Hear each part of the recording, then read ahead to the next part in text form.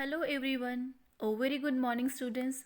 This is Deepa. Welcome to Lunch Social Science. Students, I'm here with the same chapter number 8, the devotional path to the divine with a new topic that is new religious developments in North India. Previous topics we have discussed through 4 videos which I have uploaded. So let's start. The period after the 13th century saw a new wave of bhakti movement in North India.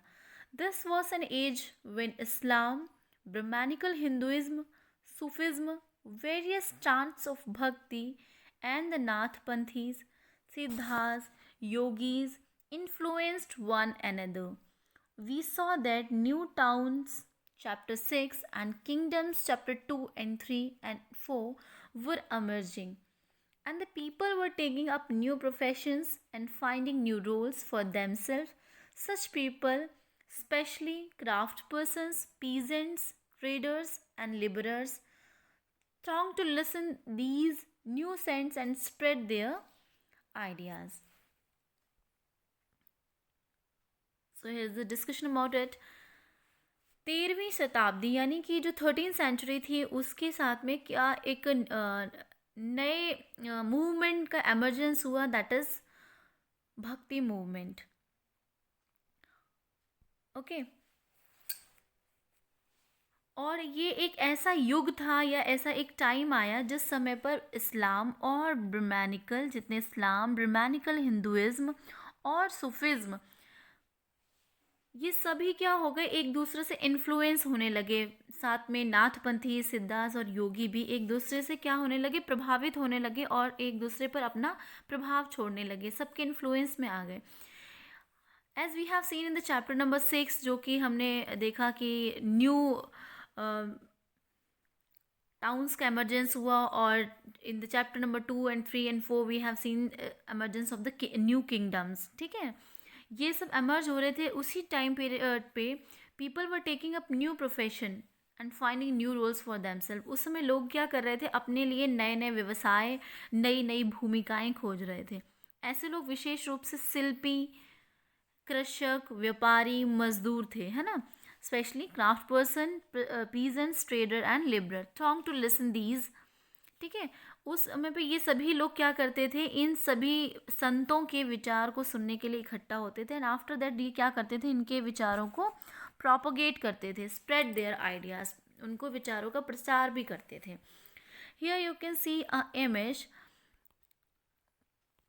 जिसमें कि ये image है जो कि चैतन्य देव, जो कि 16th century में बंगाल के एक जो भक्ति संत थे, उन्होंने जो कृष्ण और राधा के प्रति अपनी भक्ति भाव को का उपदेश दिया है लोगों को, उनसे लोग कितना इन्फ्लुएंस में आए, कितना प्रभावित रहे, इस चित्र में हम ये देख सकते हैं. और एक उनके ही जो फॉलोअर्स हैं या उनके डिसाइपल हैं उनके उनके उनको ही हम इसमें नाचते गाते हुए और बहुत खुश मतलब देख सकते हैं.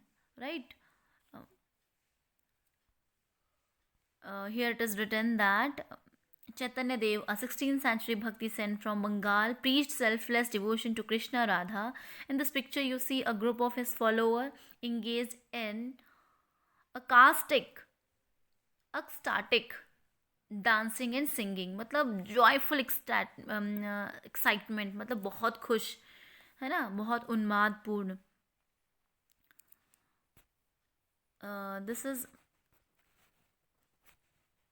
This word is very important. I think it will be typical for you. That is ecstatic. Okay.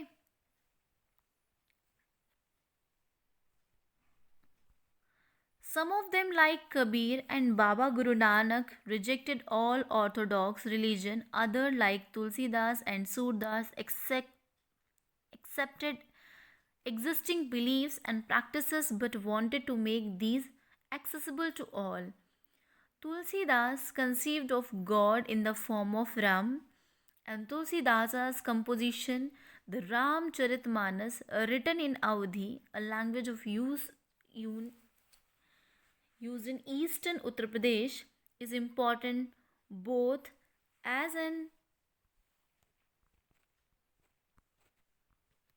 expression of his devotion and as a literary work.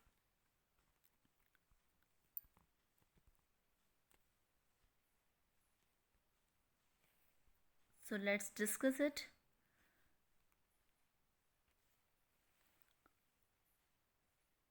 ये जो कबीर और बाबा गुरु नानक जी थे, इन्होंने क्या किया, जितने भी लोग बहुत आडंबर करते थे, बहुत ज़्यादा रूढ़िवादी थे यानी ऑर्थोडॉक्स थे, उन्होंने उनके अगेंस्ट में मतलब उन रूढ़िवादी धर्मों को मतलब उन्होंने अस्वीकार कर दिया। उन्होंने कहा ये भगवान के लिए इतने आडंबरों की ज़रूरत नहीं है।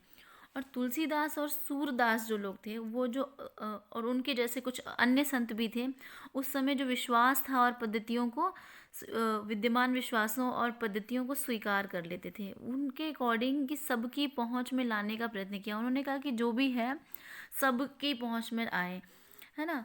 और इन्होंने तुलसीदास जी ने ना ईश्वर को राम के रूप में धारण किया, मतलब उनके अकॉर्डिंग ईश्वर जो है वो कौन है, राम है। Tulsidas conceived of God in the form of Ram. Tulsidas composition है, आपको पता होगा, रामचरितमानस, जो कि अवधी लैंग्वेज में लिखी गई है, जो कि ईस्टर्न उत्तर प्रदेश की लैंग्वेज है। ठीक है। और ये जो रामचरितमानस था उसमें उन्होंने अपने भक्ति भाव को प्रदर्शित किया है, और अपना जो और उन्होंने ये एक तरीके से देखा जाए तो उनका अपना भक्ति का प्रेजेंटेशन भी हो सकता है, और एक तरीके से एक साहित्यिक कृति भी है ना। दोनों ही दृष्टियों से ये बहुत इम्पॉर्टेंट है, बहुत ही पॉपुलर है Ramcharitmanas, written by Tulsidas ji.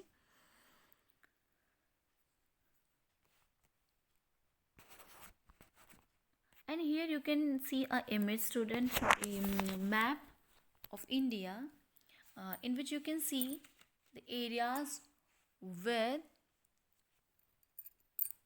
with the name of the संतास also। ठीक है। इसमें जो भी लोग हैं जिस भी एरिया से बिलोंग करते थे ये सब रिटर्न है। जैसे कि हम बोल सकते हैं जो थोड़े से इम्पॉर्टेंट हैं, जो थोड़े से मेन भक्ति संत थे, उनसे रिलेटेड एरियाज हैं। तो we can see the major bhakti saints and religion associated with them regions. इसमें देखिए आप राजस्थान में दादू जी और मीराबाई, है ना। From Uttar Pradesh Surdas,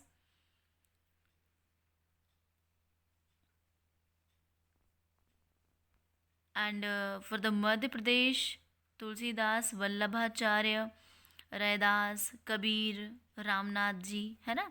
from Maharashtra Eknath and Tukaram, और ये कर्नाटका से बसवन्ना, एंड आंध्र प्रदेश से रामदास एंड पुरंदरदास, है ना। ये 15 to 16 सेंचुरी के आसपास रहे हैं। ठीक है। और हम ये देख सकते हैं ये महाराष्ट्र में ही हमारे ये नामदेव भी हैं, है ना। और तमिलनाडु में है ये माणिक्य सगार, जो कि एक तरीके से 9th सेंचुरी के आसपास हैं। और रामानुज जो कि 11 to 12 सेंचुरी के आसपास रहे हैं। ठीक है। और नम्मालवार, राइट। तो this is very important map, please prepare it for the examination. The essence of Shankaradev devotion came to be known as Ekasharana Nama Dharam, supreme surrender to the One. The teachings of Shankaradev were based on the Bhagavad Gita and Bhagavad Puran. He also encouraged the establishment of Sastra or monasteries for transmission of knowledge. His major composition included Kirtan Ghosh.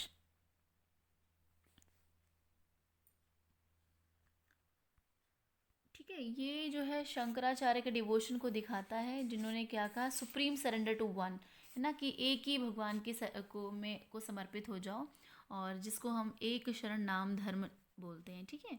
इनकी teachings थी कि ये भगवत गीता और भागवत पुराण पर based थी, इनकी जो teachings थी, राइट।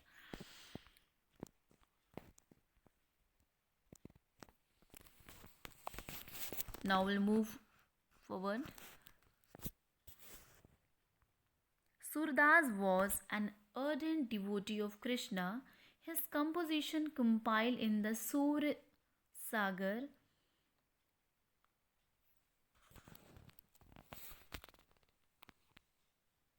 and सुर सारावली, साहित्य लहरी, express his devotion.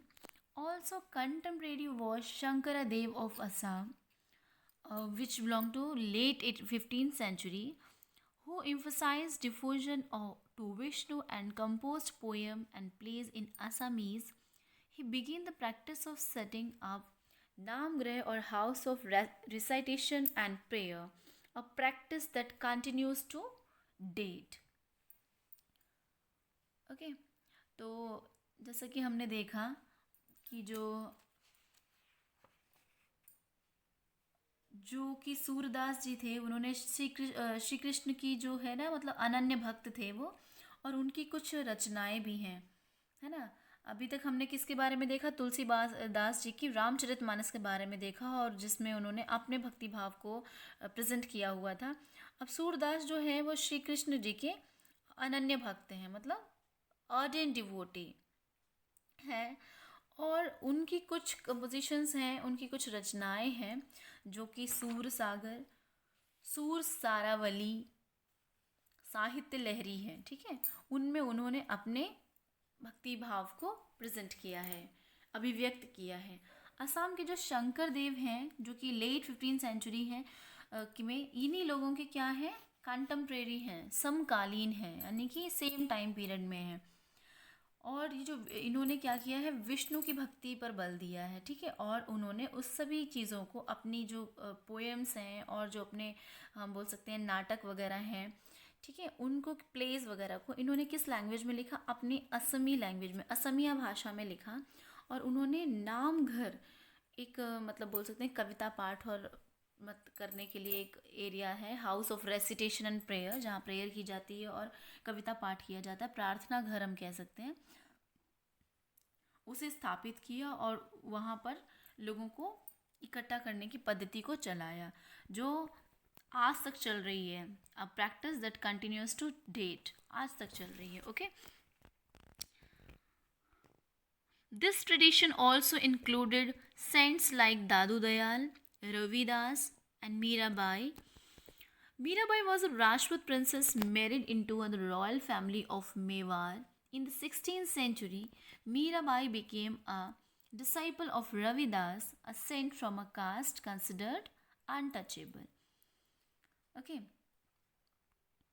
She was devoted to Krishna and composed innumerable bhajans expressing her intense devotion.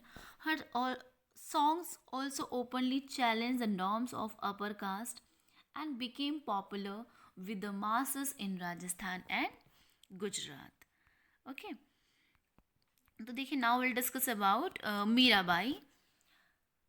इसी जो जैसे कि तुलसीदास जी थे और जैसे कि सूरदास है, इसी ट्रेडिशन को फॉलो करते हुए इसी परंपरा में कुछ और लोग भी शामिल हुए, कुछ और संत भी शामिल हुए, जैसे कि दादू दयाल, रविदास और मीराबाई, ठीक है। मीराबाई जो है ये एक तरीके से राजपूत प्रिंसेस हैं, राजपूत घराने की राजकुमारी थी। और इनकी जो शादी है ये 16th सेंचुरी के आसपास मेवाड़ के एक राजसी फैमिली में हुई, एक रॉयल फैमिली ऑफ मेवाड़ में हुई है 16th सेंचुरी के अराउंड।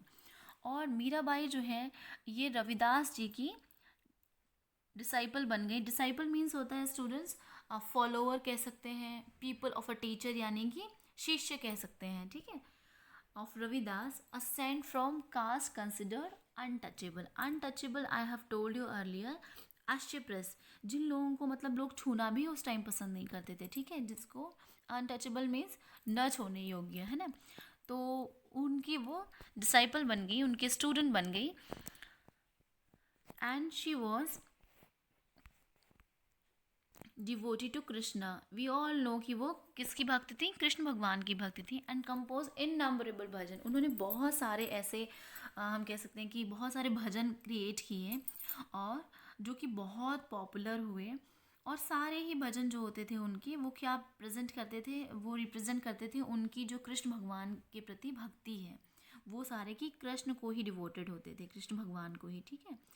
और उनके जो जो भजन थे, उनके जो गीत थे, वो हाई कास्ट के लोगों ने भी अपने रीति नियमों में खुली चुनौती, मतलब तो एक तरीके से जो हाई कास्ट के लोग थे उनके लिए एक तरीके से चैलेंज काइंड ऑफ थे, ठीक है।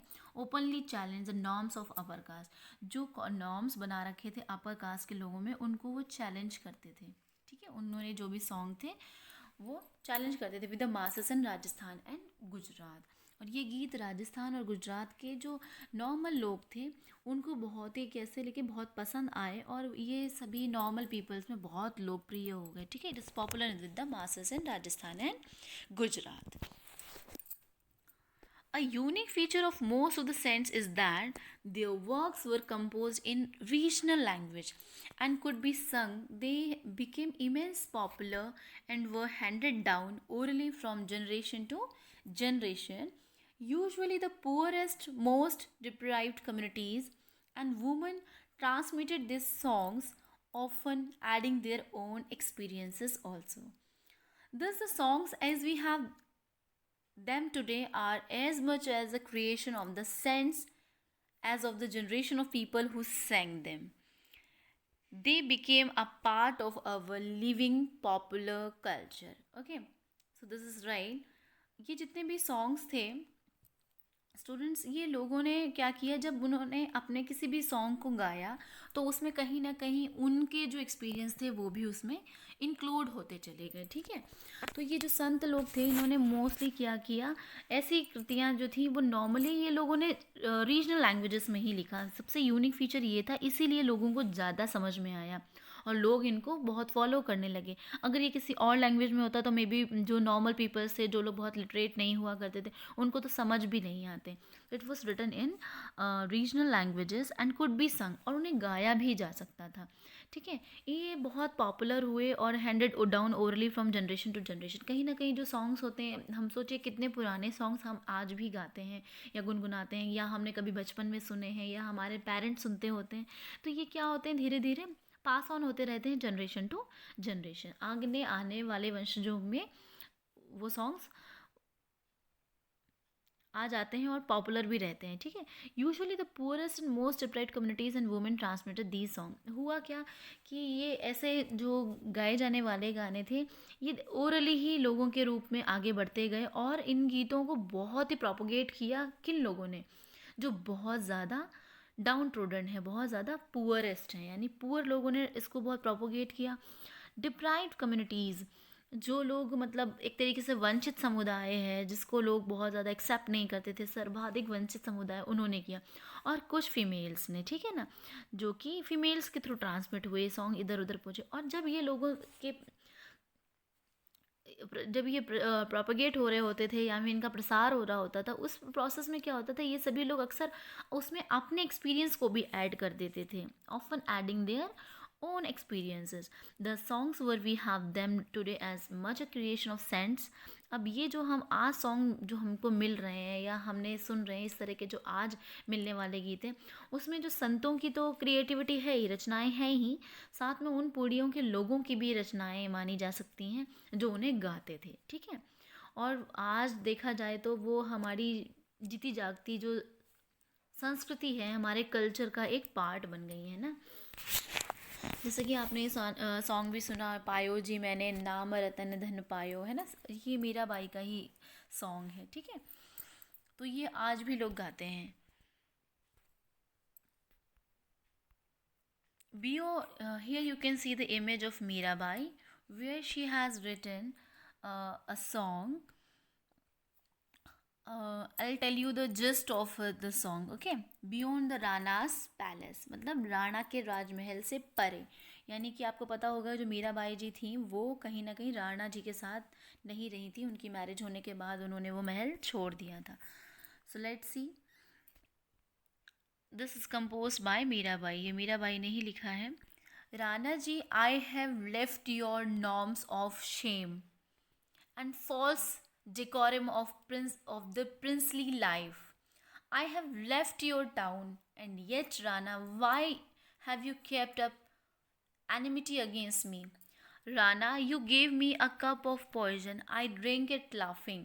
Rana, I will not be destroyed by you. And yet, Rana, why have you kept up enmity against me. Uh,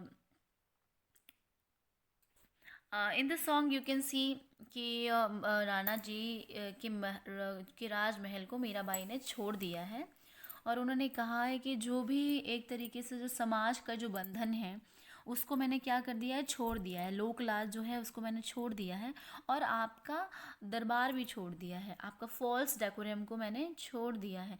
तभी भी आप मेरे से क्या रखते हो, नफ़रत करते हो, तभी भी आप मेरे से नफ़रत करते हो, और ऐसा बैर क्यों रखते हो आप मुझसे। और फिर उन्होंने कहा कि आपने मेरे लिए क्या भेजा, एक विष का भरा हुआ प्याला भेजा, अ कप ऑफ पॉइजन, जिसको मैंने हंसते हुए पी लिया, ठीक है। फिर भी आप मेरा बाल भी बांका नहीं कर पाए, और उसको अब मैंने आपकी भेजे हुए जहर को भी पी लिया है, फिर भी, और आप मुझे मार नहीं पाए हो, फिर भी आप मुझसे नफरत करते हो, है ना। क्यों आप मुझसे बैर रखते हो, ठीक है। ये एक सॉन्ग है जिसमें मीराबाई के फीलिंग्स को एक्सप्रेस किया गया है। Now will move towards a closer look of Kabir, right students. Kabir, who probably lived in the 15th 16th centuries, was one of the most influential saints.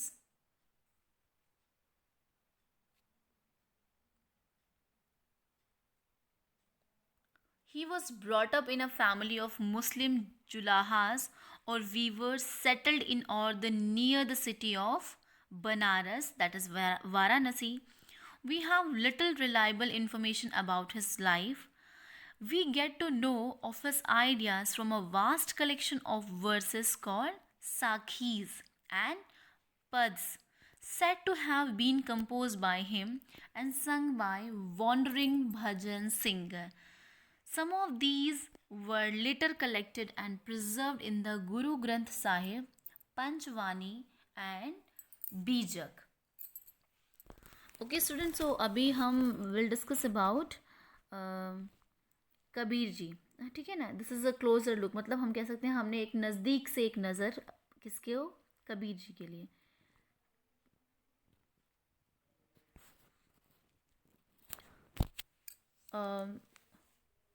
15th and 16th century के आसपास ये बहुत ही ज़्यादा influential Saint रहे हैं Kabir ji.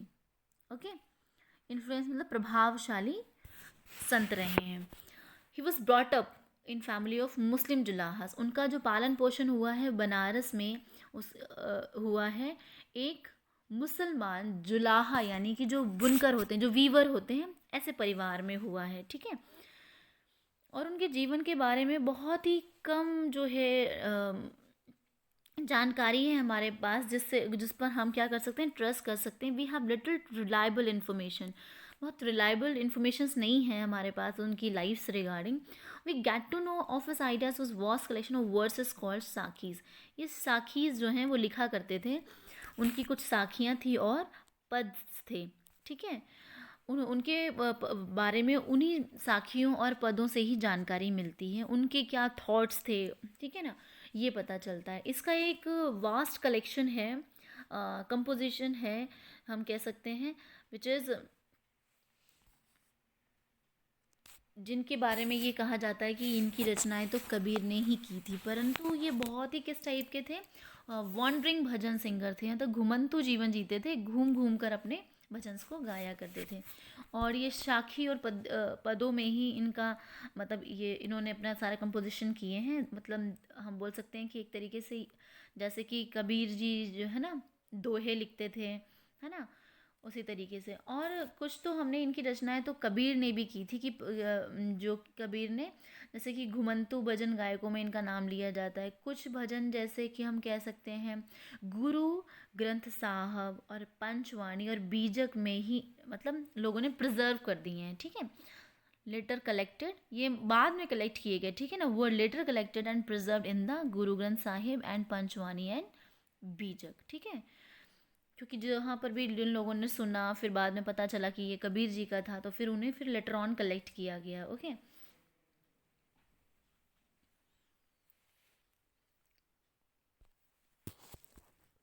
In search of true love, ये देखिए एक कबीर जी का कंपोजिशन है, जिसमें उन्होंने कहा है कि मैं सच्चे प्रभु की खोज में हूँ। कबीर जी की एक रचना है, ठीक है। आप ये देख सकते हैं ये कैसे दोहों के फॉर्म में ही लिखी हुई है ना।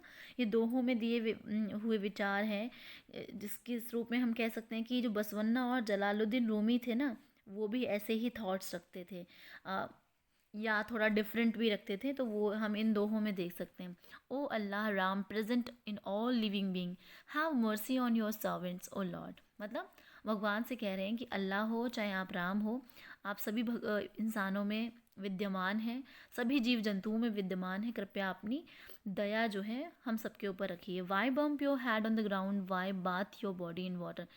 क्यों, मतलब जो हम मिट्टी के बने हुए हैं, हम क्यों ऐसा करते हैं कि नहा धोकर अपने शरीर को पवित्र करते हैं। और मतलब हम ये जो हमारे अंदर जो बहुत सारा एक तरीके से कॉलिजन रहता है, हम ग्राउंड पे सर पटकते हैं जाकर के, जैसे नहीं झुकते हैं भगवान को, बो डाउन करते हैं। You kill and you call your self humble. और आप अपने आप को क्या बोलते हैं, हम्बल बोलते हैं, but your vices you conceal. जो आपकी जो और गुण हैं उनको आप क्या करते हैं, छिपाते रहते हैं। इस तरह से उन्होंने कहा है कि to seek spiritual fruit in the twelfth century के आसपास जो स्पिरिचुअल जो एक स्पिरिचुअलिटी की ये खोज कर रहे थे, वो ये बोल रहे थे कि चाहे काजी में ऑब्जर्व करते हैं रमज़ान रमज़ान के महीने में जो काजी लोग ऑब्जर्व करते हैं, या फिर हम कह सकते हैं 24 टाइम्स जो कि ब्राह्मण एकादशी फास्ट में जो फील करते हैं। Tell me why does he set aside the 11 month to seek spiritual fruit in the 12।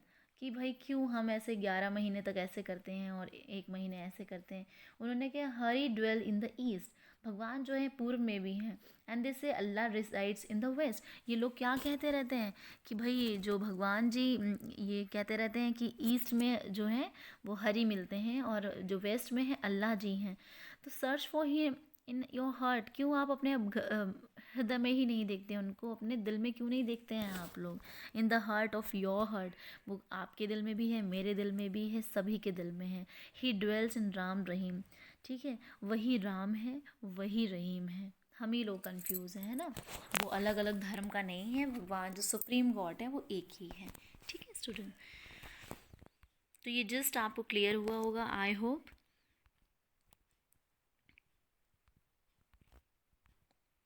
And this is our last para. Kabir's teachings were based on a complete, indeed vehement rejection of the major religious traditions.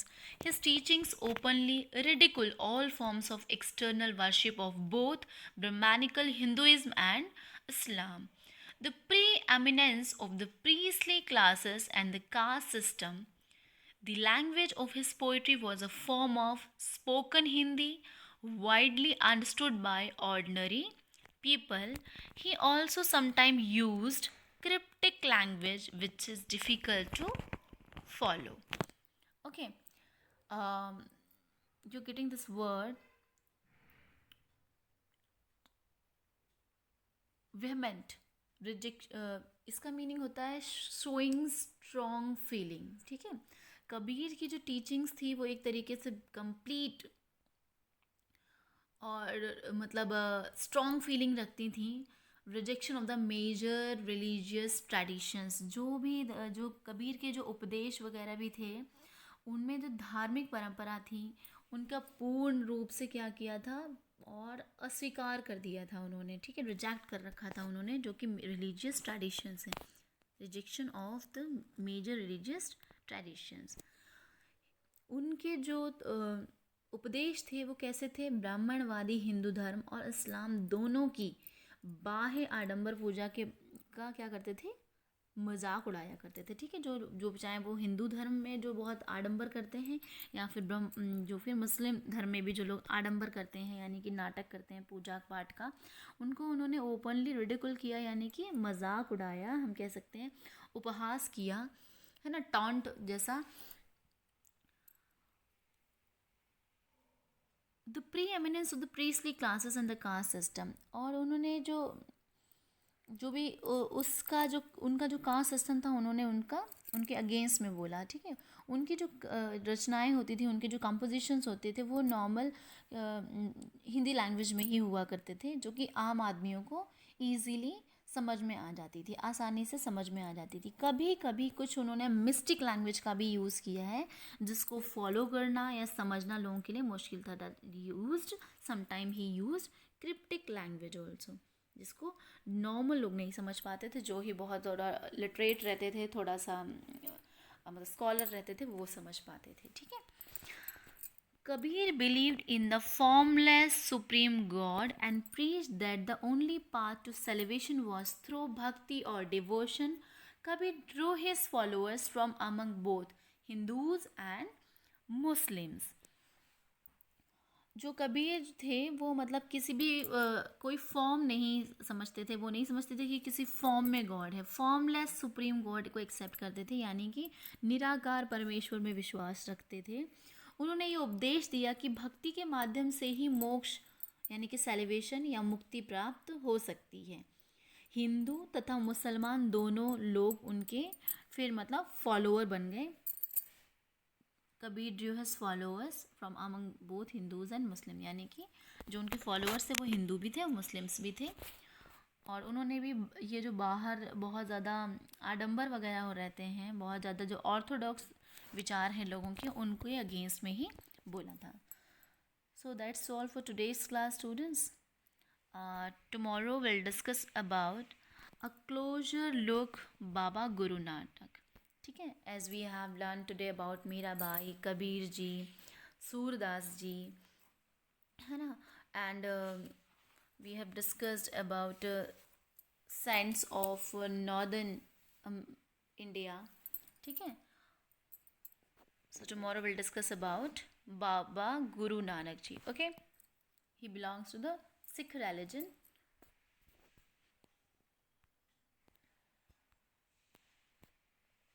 So thanks for listening. Stay connected, stay safe. We'll meet soon. Take care, bye.